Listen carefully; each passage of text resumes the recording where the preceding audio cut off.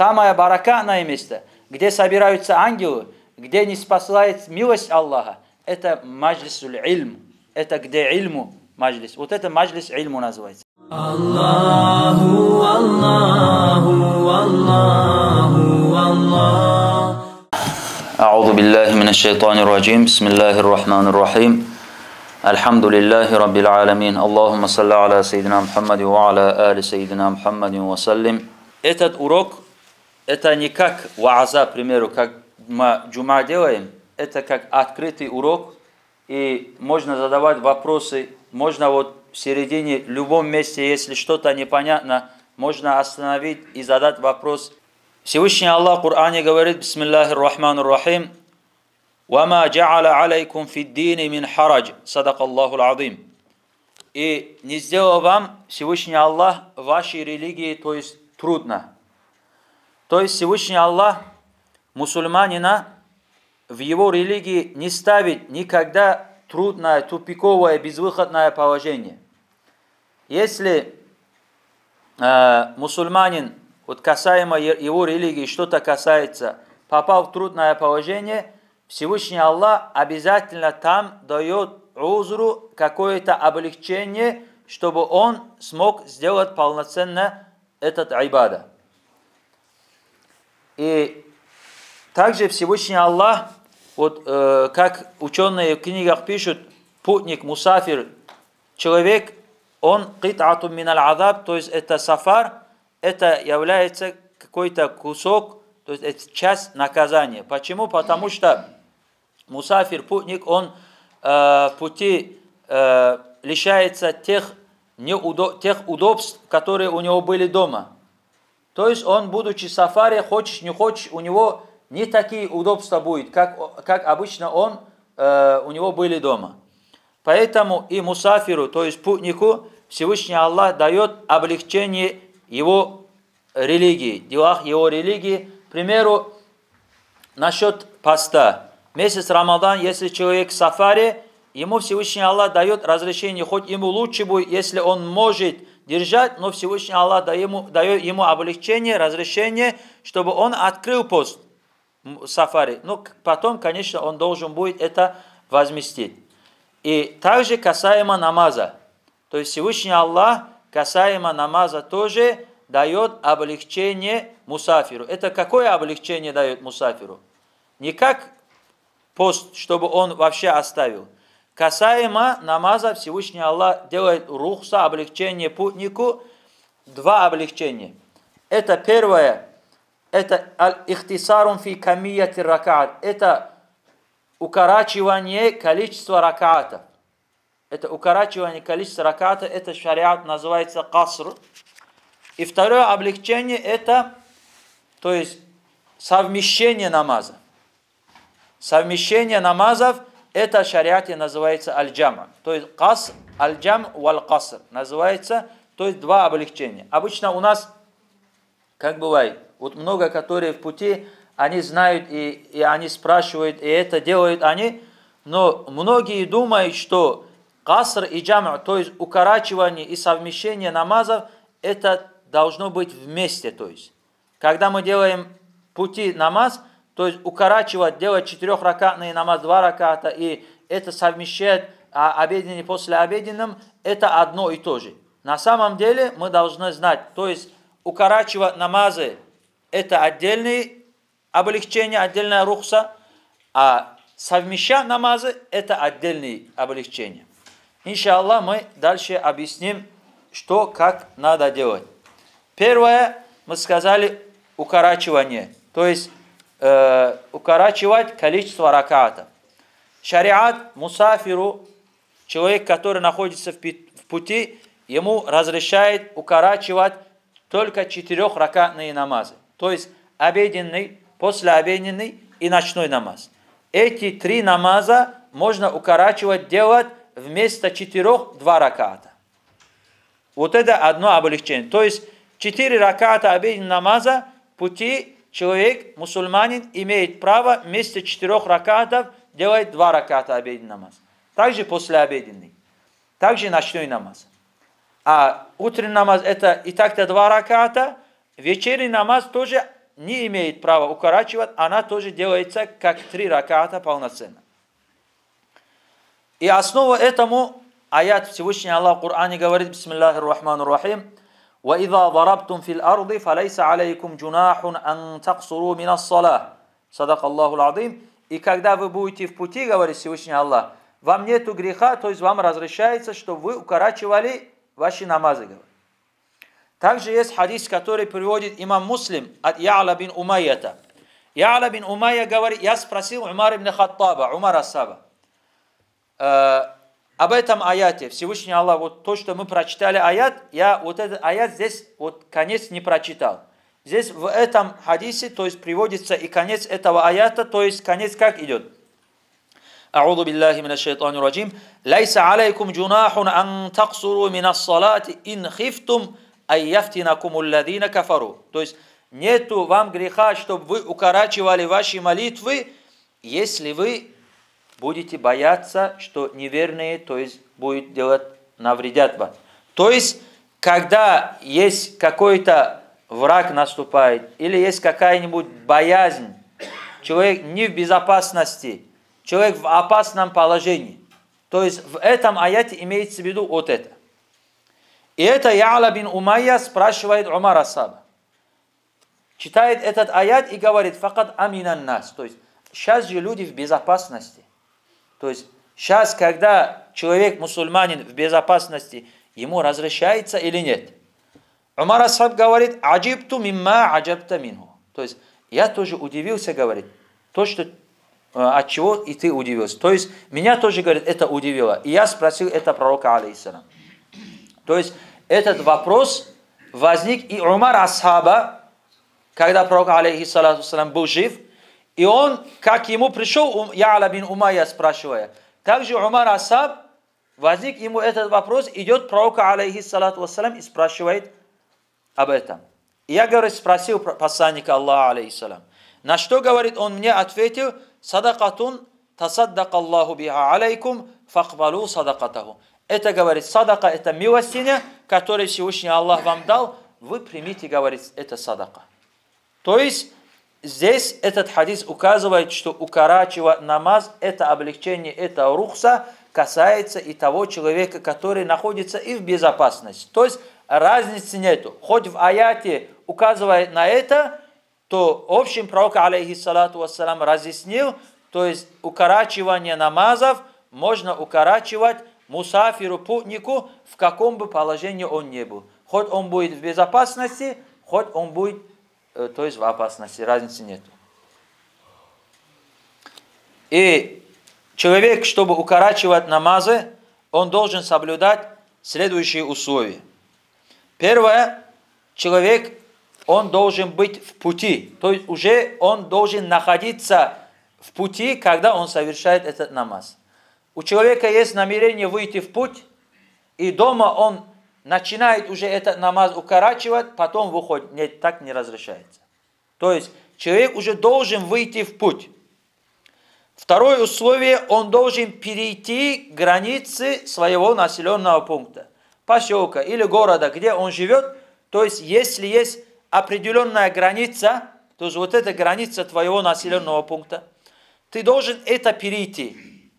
Вот тогда у тебя начинается сафар, и с этого момента ты имеешь право укорачивать намазы.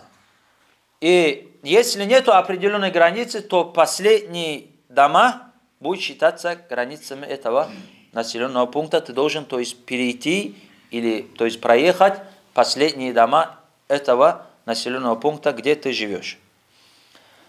Анас, радийаллаху анху, говорит, сподвижник пророка, алейхиссалату вассалам, я совершил намаз вместе с пророком, алейхиссалату вассалам, 4 ракаата, обеденный намаз в Медине.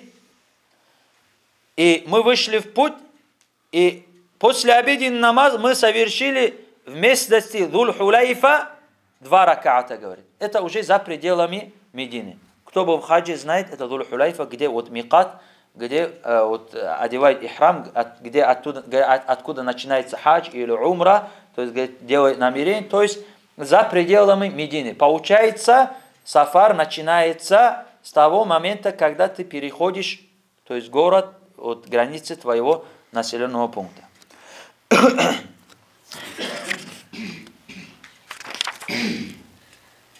Потом еще условие, четвертое условие, мусафир, путник, не имеет права, следуя за имамом, который не мусафир, который местный, который мухим, называют это в шариате, следуя за ним, делать 2 раката, то есть укорачивать. Если он следует за ним, он должен делать полноценно, как имам, 4 раката. К примеру, вот этот мечеть. Джамаатам пришли, местный человек вышел имамом, совершая намаз, путник зашел сюда в селение, то есть по пути сделал намаз и дальше уходит. Зашел в эту мечеть, и люди здесь совершают намаз, присоединяются к этому джамаату и делают намаз. Вот ему разрешается укорачивать? Нет. Этому человеку не разрешается укорачивать намаз, он должен 4 раката полноценно делать этот намаз. Или он должен ждать, пока они закончат, и отдельно делать намаз. Ну, конечно, чем отдельно, вместе с джамаатом лучше будет. То есть, он, к примеру, как может сделать? Пришел, видит, джамаат делает, насчет совмещения намаз, дальше, иншаллах, тоже объясним, но чтобы вот этот случай объяснить, присоединяется, делает намерение на 4 ракат на обеденный намаз, к примеру, если это было время обеденного намаза, и в этом намерении он делает, что этот намаз он будет делать, совмещая с послеобеденным намазом. То есть будет совмещать. Это делает 4 раката. Когда они дали салам, сразу встает, отдельно делает уже послеобеденный намаз, уже он может делать 2 раката. Обычно это вот так делается. Ага. Если вот путник впереди стоит, Ага. я зашел, я не знаю, какой намаз делать. Какой ракат? Какой ракат делать? 4 раката или Ага. я просто присоединился, а я В каком какой ракате? я должен. Понял. А если наоборот, то разрешается. Здесь вот этот момент есть, вот хороший вопрос. К примеру, пришел путник, зашел, все намаз уже закончили, он встает, делает намаз. Или несколько человек есть, они все путники, мусафиры, они делают вместе с джамаатом намаз. Впереди имам тоже мусафир, путник. Пришел местный человек, присоединяется к этому джамаату. Можно присоединиться? Можно, проблем нету. Он как будет делать? Они же 2 раката делают. Они сделали 2 раката. И когда они дают салам, он встает, и то, что ему не хватает, 2 раката он делает. Если он пришел, у него только 1 ракат получился, то у него не хватает 3 раката, он делает остальные 3 раката. То есть, сколько ракатов у него не хватает, столько он делает полноценно его 4 раката. И желательно, если сзади стоят ма'мумы, то есть местные, не путники, если имам путник, когда он дает салам, ему желательно повернуться к ним и сказать: я мусафир, я путник, вы продолжайте намаз. Чтобы они не думали, что он ошибся или что получился. Он вместо 4 раката 2 раката сделал, чтобы они это не подумали, ему желательно сказать, что он не ошибся. Он из-за того, что мусафир сделал это 2 раката, и чтобы они это знали, и то есть дальше продолжили намаз.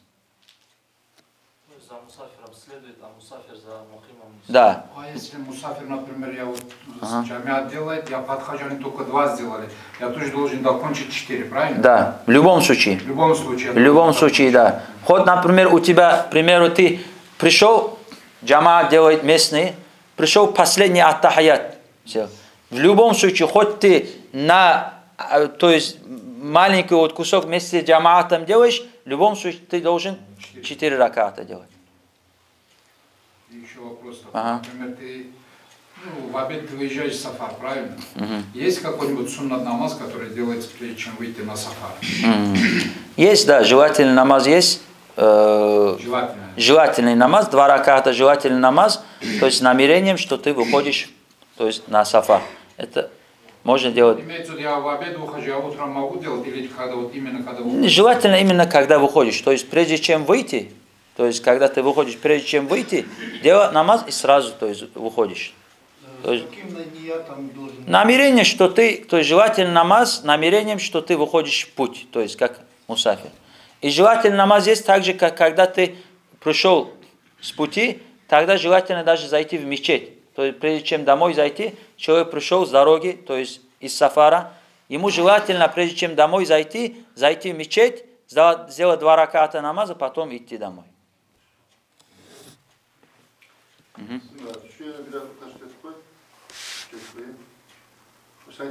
Если за мухимом следовать вместе, то даже на 1 ракат успеешь, то ты делаешь 4 раката, да? Да. Это понятно, что если с самого начала начал, то следуя за имамом все 4 делаешь. Но если ты мусафир, но ты 3 пропустил, на 1 успел, ты же можешь вас делать, разве не так? Нет. Да? Вот в книгах так пишут. За то, что он местный? За то, что имам был местный, хоть на последний ат-тахият ты присоединился, то пока он даст салам, ты должен делать 4 раката. Ну, в книгах такие пишут. На каком расстоянии мусафир будет? Расстояние 81 километр. Здесь, к примеру, в этой книге пишут. Иншаллах, тоже в дальнейшем, то есть пока время не пришло, дальше объясним. Есть еще вопрос? Вопрос интересен такой. Сейчас наше положение в российской, вот насчет военнослужащих, насчет, альхамдулилlah, мусульман очень много есть. Вот какое у них положение, как они должны быть, потому что вы сами тоже сейчас знаете, любой из этих, то есть там сказано, когда сокращение больше 3 дней остается, он должен... Да. Но они военнослужащие сейчас не знают, любой время может приказ поступить, туда кинул, сюда кинул, туда кинул. Вот какое у них положение сейчас насчет намаза? Не, в любом случае они знают, что они там больше 4 дней, то есть останутся. В любом случае то есть когда они туда едут, и на 2-3 дня их как бы не отправляют, то есть они в любом случае там полноценно делают, да, там, в любом случае.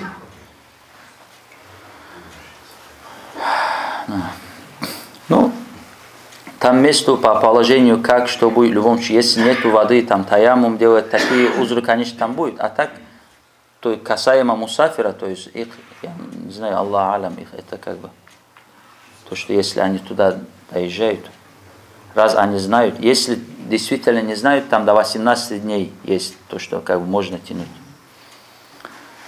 Дальше продолжим, иншаллах. Если еще вопросы будут, можно будет задавать. Просто здесь могут быть вопросы даже, которые я дальше скажу, и у вас возникнут тоже. Иншаллах, я в любом случае, в любом месте, если что-то непонятно, можно будет задавать. Вот насчет касру, насчет укорачивания, вот это было вкратце. Иншаллах, мы постараемся, чтобы долго не затягивать, то есть вкратце это объяснить. И если какие-то вопросы будут, вот насчет вопросов тоже, иншаллах, постараемся, то, что знаем, отвечать. То, что не знаем, можно будет посмотреть книги, спросить и дальше, иншаллах, ответить. Мы сказали, 2 есть. Облегчение мусафиру, путнику, это укорачивание. Мы объяснили, как надо укорачивать и какие намазы укорачиваются. Второе облегчение это джама, это совмещение. Это то есть делать вместе обеденный, послеобеденный, вечерний и ночные намазы. То есть вот это совмещение. Совмещение намазов, она делится на 2 вида. То есть можно совмещать намазы, то есть во время обеденного намаза делаем обеденный и послеобеденный намаз, то есть притягиваем послеобеденный намаз к обеденному. Также можно совмещать намаз, наоборот, оттягивая обеденный намаз на время послеобеденного намаза. То есть также откладывая. Также, например, вечерний и ночной. То есть можно на время вечернего намаза, то есть ночной намаз делать. Также можно обе вечерний и ночной намаз откладывать на время ночного намаза. То есть 2 вида бывает. И намазы, которые можно друг другом совмещать, это обеденный с послеобеденным, вечерний и с ночным. Бывает, утренний намаз можно, нельзя спрашивать. Утренний нет. Утренний намаз в свое время делается. Утренний намаз ни с ночным, ни с обеденным, они не совмещаются. Также послеобеденный намаз с вечерним намазом тоже. То есть намазы, которые можно совмещать, это обеденный и послеобеденный, вечерний, ночной. Вот друг другом. И все. И условие, когда мы, например, хотим делать намаз во время обеденного намаза, послеобеденный, к примеру, такой. Есть следующие условия, которые мы должны обязательно соблюдать. Первое – это очередность. Обязательно мы должны делать сначала обеденный намаз, потом делаем послеобеденный намаз. Второе – у нас должно быть намерение, что мы намаз делаем, совмещая с послеобеденным намазом. Когда мы делаем вот первый обеденный намаз, во время этого намаза у нас должно быть намерение, что мы этот намаз совмещаем с послеобеденным намазом. Желательно, чтобы это намерение было у нас, когда мы делаем в начале вот такбиратуль ихрам, то есть когда мы делаем намерение на обеденный намаз, я намереваюсь совершить обеденный намаз, то есть совмещая с послеобеденным, и указываешь, если ты укорачиваешь. Здесь желательно. Здесь забыл сказать, к примеру, что ты будешь совмещать с послеобеденным намазом. И делаешь намаз, вспомнил, что ты хочешь это совмещать с послеобеденным намазом. Можно делать, да? Сердце делай, пока ты не дал салам, вот первый обеденный намаз, пока не дал салам. Если вспомнишь и сердцем делаешь намерение, что ты совмещаешь с послеобеденным, это у тебя будет считаться. Дальше даешь салам, встаешь и то есть, делаешь послеобеденный намаз. Тоже можно 2 раката укоротить и сделать 2 раката. Также вечерний и ночной. Вечерний 3 раката делается только, а ночной 2 раката. И еще условие, третье условие, вот не должна быть большая пауза между 2 намазами. Когда мы делаем обеденный намаз, салам дали, нам нельзя отвлекаться ни на что другое, нам нельзя даже между ними делать желательный намаз, что-то другое нам нельзя делать, то есть нельзя быть паузы между ними, салам дали, можно прочитать икама и сразу делаем послеобеденный намаз. Вот между ними паузы быть нельзя. Если у тебя получилась пауза, ты этот намаз послеобеденный, то есть у тебя не получается, ты должен будешь делать этот послеобеденный намаз в свое время. То есть. И четвертое условие, ты должен оставаться еще в пути. К примеру, ты был на корабле, корабль плыл, ты делал намаз, обеденный закончил, послеобеденный делаешь, вот корабль приплыл в твоем городе. У тебя сафар закончился, а ты еще не закончил делать второй намаз. У тебя, то есть, это не считается. То есть, ты вот этот намаз, опять-таки, потому что у тебя вот этот намаз получился, уже ты делаешь, когда ты уже доехал, то есть, в свой населенный город, к примеру, и должен сделать свое время. А если ты откладываешь, эти были условия, когда ты первое время делаешь, да. А если ты, например, откладываешь намаз, хочешь делать обеденный намаз во время послеобеденного намаза. Первое, обязательно, на что нужно обратить внимание, у нас должно быть намерение во время обеденного намаза, пока не наступило время послеобеденного намаза, что ты это откладываешь на послеобеденный намаз. Обязательно. Если у нас это намерение не будет, это будет уже как када. Это ты должен быть, ты попадаешь в грех и должен возместить этот намаз.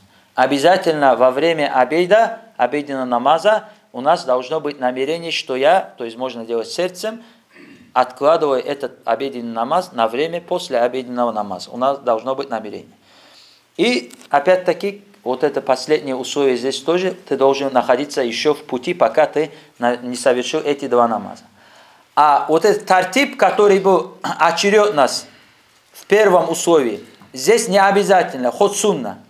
И вот эта пауза тоже, здесь опять-таки тоже не обязательно ход сунна. К примеру, во время послеобеденного намаза ты делаешь, там ты имеешь право сначала сделать послеобеденный, потом делать обеденный. Но желательно в любом случае по очереди сначала обеденный, потом послеобеденный. А в первом случае это обязательно было. Сначала обеденный, потом послеобеденный. И во втором случае, опять-таки, вот эта пауза, если будет, тоже не портится. То есть сделал намаз обеденный, потом чуть пауза получилась, и потом делаешь следующий намаз. Тоже это не портит. А в первом случае это портило.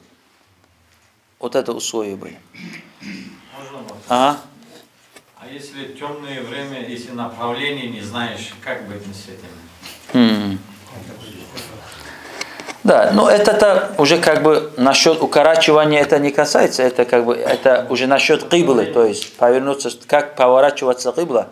Но сейчас есть, конечно, сейчас легко, то есть компас есть, все есть, то есть и программы есть по телефону, можно определять кибла.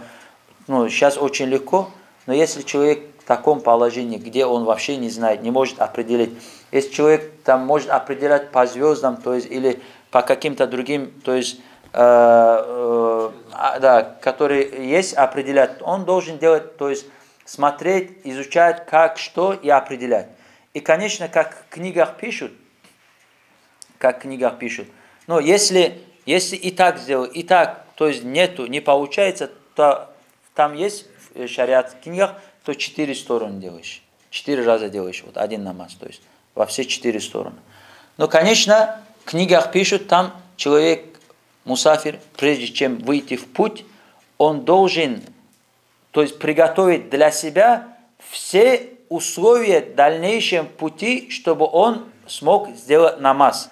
То есть, прежде чем выйти в путь, если, к примеру, нужен компас для тебя, ты знаешь, ты долгое время, то есть там будешь неделю в пути или месяц будешь в пути, тебе необходимо будет компас. Ты должен, к примеру, взять компас с собой.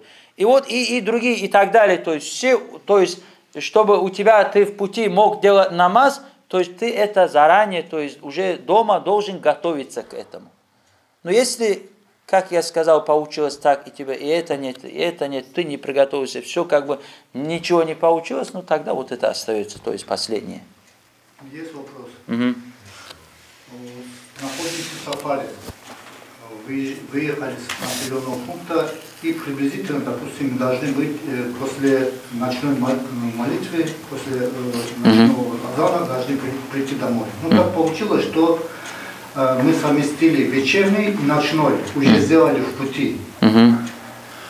Приехали раньше времени, получается.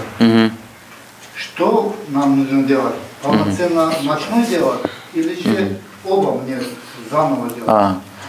Не, здесь вообще ничего не надо делать. Но здесь еще ночной азан еще не прочитали. Хоть не прочитали. Да, еще не прочитали. Хоть не прочитали. Понял. Намаз в шариате делается один раз. Хоть разрешается, да, можно сделать ночной намаз. Но это тебе не обязательно. То есть, к примеру, он как говорит, время наступило вечернего намаза, ну, недалеко, но он в пути был, в обратном пути, да, где Киргу, к примеру, он. Время наступило. Хочет делать вечерний с ночным. Да, он знает, что он через 10 минут будет в поселке уже, то есть. Он имеет право, потому что он еще в пути. Сделал наш вечерний, совмещая с ночным. Ночной тоже сделал. 2 раката, если хочет, 2 раката, укоротил, сделал, все. Пришел, еще даже время вечернего намаза еще не вышло. Еще азан ночной не кричали. Все, ты уже, хоть такое положение, ты один раз уже сделал по шариату, как дозволяется, то есть вечерние и ночные намазы, ты на сегодня уже ты сделал. Все, уже дальше еще раз это делать не обязательно. Вопрос такой еще. Например, ты едешь, например, вроде бы после обеденный намаз отдал, имеется намаз. И едешь, смотришь, место хорошее попался. В тот момент ты же уже не сделал, что туда перекинуть. А в тот момент как получается? Обратно возвращать, это такой момент бывает, да? Можно так тоже делать. Пример... Момент попался, например, здесь. Да. Задний ход даешь, да. Да, тоже хороший вопрос. К примеру, обеденное время наступило обеденного намаза. Смотрит, поедет, нету удобного места. Делает намерение, что он будет откладывать на послеобеденный намаз. Вдруг полчаса, видит, удобная мечеть есть, все есть, удобное место, может еще время не прошло, обеденный намаз, может он делать удобно, все делать, место есть. Останавливается, делает обеденный, совмещаясь после обеденного. То есть из-за того, что он намерение сделал, то ему нету запрета, чтобы он обратно, то есть, изменил свое намерение. То есть он имеет право изменить вот это намерение, если не прошло времени, то есть если еще не вышло время обеденного намаза, он имеет право это сделать. Джума намаз туда попадается. Джума намаз тоже как обеденный намаз считается. Единственный джума намаз нельзя откладывать. Можно совершить джума намаз вместе с послеобеденным, совмещая, то есть вперед, потому что время джума намаз это обеденное время, его нельзя откладывать. То есть ты попал на джума, вместе с джамаатом делаешь джума 2 раката, то есть и совмещая намерение делаешь с послеобеденным, совмещаешь, встаешь и делаешь послеобеденным тоже, то есть можно, но откладывать нельзя. То есть. Ну, например, такой вопрос тоже. Вот я приехал в какой-то город даже, и вот я знаю железно, что я буду там находиться 3-4 дня. Вот тогда я обязан все полноценно совершать все намазы. И сафар продолжается. Здесь, понял, 4. Так, здесь вот это условие я сказал или не сказал, или дальше идет. Ну, раз вопрос задали, это тоже объясним. То есть, к примеру, мы выходим в путь. Одно из условий, то есть, чтобы можно разрешалось делать, укорачивать, ну, вот это облегчение укорачивать и совмещать намазы, объединять намазы, чтобы разрешалось, должно быть расстояние больше 81 километра, 81 и больше километров. Это одно условие было. И еще вот он задает вопрос, к примеру, вот такой путь, это в одну сторону должно быть. То есть туда-сюда не считается, это считается только в одну сторону. К примеру, ты едешь в какой-то город, к примеру, и есть такое расстояние тоже, и у тебя намерение там на месте оставаться 2-3 дня и обратно возвращаешься. Там на месте, когда доехал, можно делать как в сафари? Да, можно. Вот это 4 дня там говорится. 4 дня, если такое намерение есть, уже нельзя. Если меньше 4 дней, то можно. То есть, да, не считая день захода и день выхода, это не считается. Не считается. Да, вообще, да. 6 дней получается. Ну, здесь вот как в книгах пишут, здесь не считается, когда, к примеру, ты доехал, этот день не считается. И день, когда ты выезжаешь, тоже не считается, в книгах пишут. То есть, доезжаешь, выезжаешь, эти дни не считая. Между ними, если 4 дня есть, полноценные 4 дня между ними, уже нельзя. Если меньше 4 дней, 3 дня, уже, то есть, можно делать. То есть, находясь там, тоже ты на месте имеешь право вот это рухса укорачивать и совмещать намаз. Да. На 3 дня сокращается, да? Сокращение на 3 дня. Да, но если ты, к примеру, тогда получается тебе, если больше, у тебя получается только в пути. 6-й день выходишь, да, уже, ну, как в книгах пишут, к примеру, день захода, день выхода не считая, между ними 4 дня, уже нельзя. Между ними 3 дня, уже можно. Вот как, ну, легко определить. К примеру, не, если ты, это 3-4 дня, это когда ты там остановился. Если, к примеру, человек едет там неделю, месяц, он в пути, то есть это, ему можно целый месяц он будет делать. То есть мы говорим, куда он намеревался, куда доехал и там остановился. Вот про это мы говорим. Если, к примеру, едет куда-то, он уже знает, там будет оставаться 4 дня и больше, ну не считая день заходов. Уже он доехал, сразу заканчивается сафар, если он знает. Еще такое может быть. К примеру, едет куда-то, нету определенного 3-4 дня, у него есть какие-то дела, как только заканчивается, сразу выйти. Может он задержаться, может раньше выйти, но нету.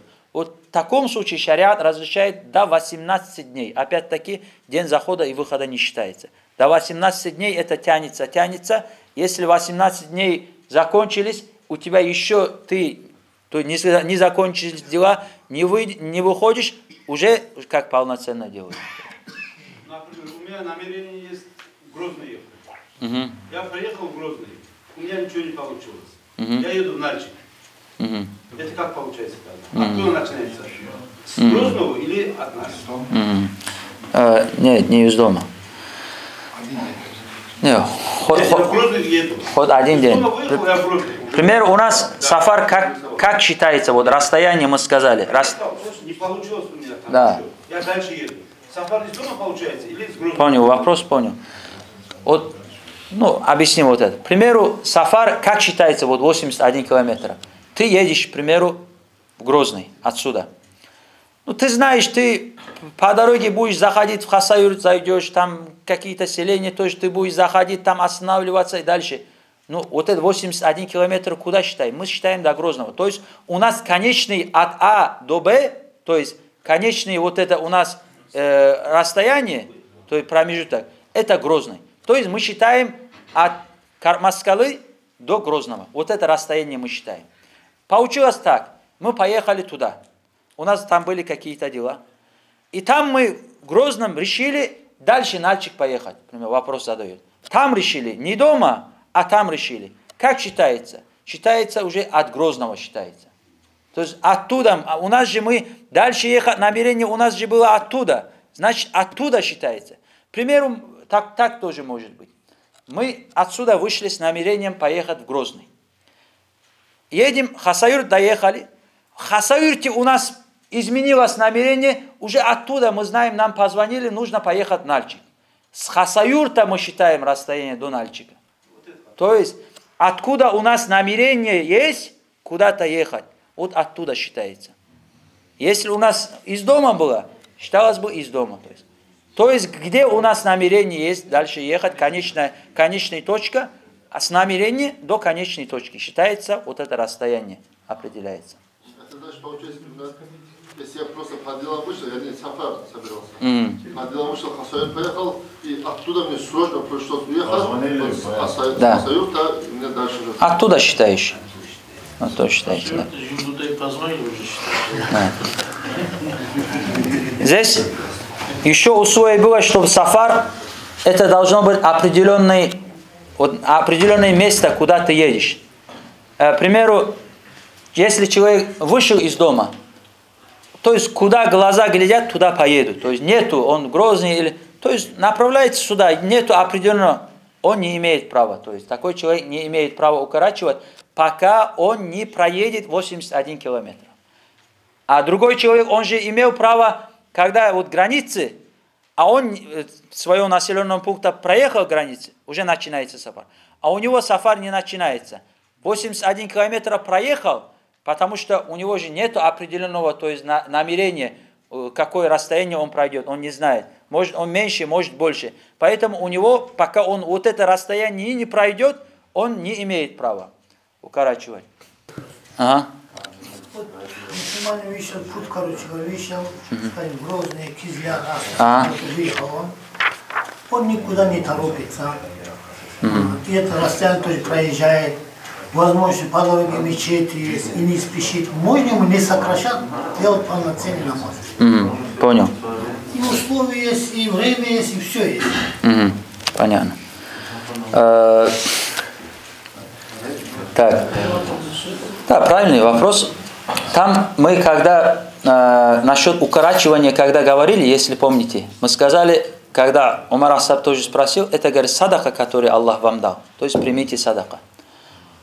Когда говорится насчет укорачивания, облегчения, там говорится, если ты в сафар вышел, желательно делать укорачивая. Если ты не постоянно, к примеру, человек постоянно, у него работа, постоянно на дороге, и он постоянно делает укорачивая. Ему желательно иногда, хоть он в пути сафари, иногда хоть делать полноценно. А так человек время от времени выходит в путь, в сафар, ему чем полноценно делать, желательно, вот 4-ракатные намазы, ему желательно делать укорачивая. Насчет совмещения, в книгах пишут, насчет, количество, совмещения, насчет совмещения намаза, желательно делать в свое время. То есть обеденный намаз в свое время делать 2 раката, после обеденный 2 раката и так далее, маркача 3, ночной 2 раката в свое время делать. Имеешь право, разрешает тебе шариат, то есть и совмещать тоже, то есть как было это сказано, то есть проблем нету. И пророк алейхиссалам как поступал в сафари, как делал? к примеру. И это вот желательный вариант, когда мы будем в пути делать. Пророк, алейхиссалату вассалам, к примеру, вышел в путь. Он на коне или на верблюде, к примеру, он едет. Наступило время обеденного намаза. И пророк, алейхиссалам, не останавливался, чтобы делать намаз. Он продолжал путь, делал намерение откладывать этот намаз на послеобеденный намаз. А если было, он где-то остановился, пророк, алейхиссалам, на отдых. Наступило время намаза, обеденного намаза. Пророк, алейхиссалам, прежде чем двинуться в путь, он совершал обеденный намаз, совмещая с послеобеденным намазом, и дальше продолжал путь. То есть вот так поступал пророк, алейхиссалату вассалам.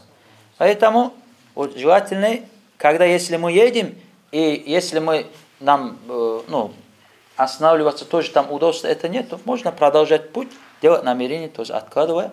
Как удобно. Это человек, мусафир, то есть Всевышний Аллах, это мусафиру, путнику дает облегчение это твое. И поэтому ты делаешь себе облегчение, как тебе удобно, для твоего удобства делаешь. И особенно люди, которые постоянно по одной дороге едут, они знают, где мечеть есть, где удобно молиться. Если этот намаз откладывать удобно или наоборот сделать в обеденное время удобно, особенно они знают, то есть где удобно намаз совершать, где молельные комнаты есть, по своему удобству они делают для себя удобство. Или можно откладывать, или наоборот во время обеденного намаза делать и так далее. Ага. Вот он обеденный намаз время подошло. Он переносит на послеобеденный. Он послеобеденный намаза не дал. Случилось на дороге там что-то. А вот это намазик, он пропущенный получается, да? Вообще не сделал, да? Он не сделал, да. Он обеденный откладывал, и после обеденного время тоже вечернее наступило. Вообще не сделал. Ну да, это у него как бы возмещение получается. Обеденный и послеобеденный у него возмещение получилось. Возмещение вот 4-рекатное, здесь, по 2 рекатных. Здесь вот вопрос. Вот сафари можно делать укорачивая или нужно делать 4 раката? Вопрос. Намаз, который ты пропустил в сафари, и если ты это возмещаешь в сафари, то тогда можно укорачивать. То есть ты, будучи в сафари, пропустил, и ты это возмещаешь не дома, а именно там, находясь в сафари, возмещаешь, то этот намаз можно возмещать, укорачивая. А если ты намазы, которые пропустил дома, в сафари хочешь по 2 раката возмещать, не получается. Да. Или сафари, который оставил, и дома хочешь, тоже нельзя. 4 делать.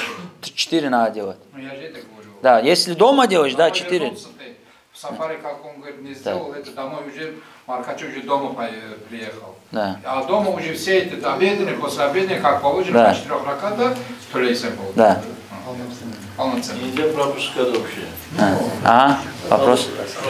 Нельзя, естественно, но опять всякое же в дороге. Еще вопрос? Вот это масала. Послеобеденный и обеденный своевременно не сделали. Их время, то, что им разрешало, вышло. Настало время Маркача. Все, что шариат дозволял, совмещать, сократить даже. Человек не воспользовался. Вот это афсаль вариант есть там, чтобы он 4 ракат возмещал. Я не знаю это. Как вот раньше сказано, вот так она будет. Учи вариант же. Ты сейчас сказал, если в сафари возмещают, вот на самом деле бывает сюда. Обеденный, послеобеденный хотели, но уже вообще не успел. Вот то, что тебе Аллах дал, ты не успел это воспользоваться. Все, ты это прозевал. И во время Маркачева намаза ты возмещаешь, а обеден после намаза. Вот это то, что шариат тебя разрешал, сами сейчас уже они действуют или же... Действуют, да. Если ты в пути, это действует. Афдаль вариант? Афдаль, я не знаю. Афдаль, как, наверное, если это можно делать кияс на то, что ты, как обычно делаешь, к примеру. Афдаль вариант были лучше укорачивать, а делать в свое время. То есть, это были, то есть, в свое время. Возмещаешь, не знаю какой. Это не знаю, как лучше делать. Ну, можно. Точно. Еще вопрос. Лучше не опасно. Ну, это, конечно, да. Например, человек приехал, был случай, обгонил информацию. Там он приехал, он знает, что здесь 2 недели. Я говорю, нельзя, можно, говорю. Абу Ханифа Масхаб, ну там по Масхабу разногласия есть, но какое, я не знаю. Там сколько, там, например, если у нас 18 дней, когда не знаешь, там у них 15, ну там есть, то есть насчет, там некоторые 20 есть мнения, некоторые 15 есть мнения, то есть там разные мнения есть, но я в данный момент Абу Ханифа, у них какое мнение, достоверное мнение, я не знаю. Вот если я нахожусь в сафари или кто-то, и при прибытии домой я уже дал салам, эти намазы засчитываются? Не понял вопрос, еще раз объясни. Я нахожусь в сафари, и я уже приехал домой и сразу салам дал. Эти намазы считаются? По дороге он намаз его получился. По дороге делал намаз. И когда приехал, уже дал салам. Нет, если ты пока ты не дашь салам, ты должен быть находиться в сафари. Да, ну, этот момент я объяснял, если ты пока дашь салам, если ты доедешь домой, у тебя вот этот намаз не считается, последний намаз, это ты должен будет делать в свое время, должен будешь делать. Еще такой вопрос здесь был. Но один вопрос задали, хороший вопрос. То, что, к примеру, Киргу мы сказали, сделал вечерний, ночной сделали, заново делать, да, можно или нельзя. Вот такой вопрос вы забыли задать, я задам вот этот вопрос.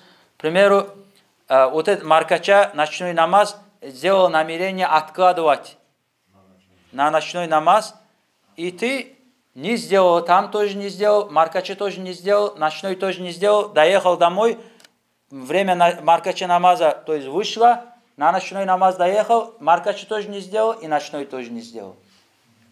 Как бы, маркача не сделал, и то есть время тоже прошло, и ты дома. И как сафари не имеешь права делать. Да. Такое время нужно делать полноценно, конечно, как пути. И делаешь, возмещая это маркача намаз.